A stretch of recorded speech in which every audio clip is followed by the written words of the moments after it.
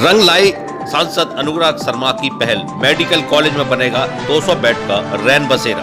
Bharatiya Janata party के झांसी ललितपुर क्षेत्रीय सांसद अनुराग शर्मा की पिछले एक वर्ष से चल रही कवायद रंग लाई है। महारानी लक्ष्मीबाई मेडिकल कॉलेज में प्रतीक्षालय तथा मरीजों और उनके तीमारदारों को ठहरने के लिए 200 बेड का रैन बसेरा उत्तर प्रदेश सरकार ने स्वीकृत कर दिया है। क्षेत्रीय सांसद अनुराग शर्मा ने बताया कि इसके लिए उनकी पहले से ही पावर ग्रिड कारपोरेशन से बात चल रही थी। पावर ग्रिड कारपोरेशन अपने CRS फंड से इस अत्याधुनिक रैन बसेरा का निर्माण करेगा। उन्होंने बताया कि महारानी लक्ष्मीबाई मेडिकल कॉलेज में दूर दराज से मरीज और उनके तीमारदार आते हैं। कई मरीज ऐसे भी होते हैं जो लॉन्ग टर्म ट्रीटमेंट ले रहे होते हैं और उन्हें बार बार डॉक्टर के पास आना पड़ता है। इस रैन बसेरा के बन जाने के बाद ऐसे मरीजों तथा उनके तीमारदारों को भटकने की आवश्यकता नहीं होगी और उन्हें रहने के लिए आधुनिक सुविधाओं से लैस उक्त स्थान प्राप्त होगा। मरीज और तीमारदार बहुत परेशान होते तो उनके लिए आपने कुछ योजना लाया? जी, वहाँ पे देखिए झांसी में क्योंकि बहुत बड़ा मेडिकल सेंटर है और बहुत दूर दूर से अपने वहाँ मरीज आते हैं, विशेष रूप से गाँव से बहुत मरीज आते हैं। तो हर बार अगर आप लोग जैसे जाते रहें, मैं भी जाता रहा हूँ मेडिकल कॉलेज, और कोरोना समय में तो इतनी अपने वहाँ समस्या खड़ी हुई थी क्योंकि गांव से दूसरे प्रदेशों से तक अपने वहाँ मरीज आते हैं झांसी में। तो ये देखा जाता है कि मरीज गरीब इंसान को बेचारे को कोई रहने की व्यवस्था नहीं होती थी। तो मैंने एक तो अपनी जो मेरे परिवार ने धर्मशाला बनाई है उसका नवीकरण करवा दिया है, वो तैयार कर दी गई, तो मरीज उसमें कुछ हद तक वहाँ रह जाएंगे।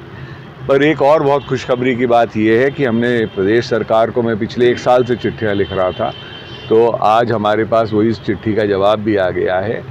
मैंने वहाँ पे कहा था कि हमको कुछ ज़मीन आवंटित कर दें, 2.5-3 एकड़ ज़मीन दे दें, तो उसमें हम एक 200 बेड का आधुनिक बिल्कुल ही मॉडर्न नया डॉर्मेट्री कम प्रतीक्षालय बना लें।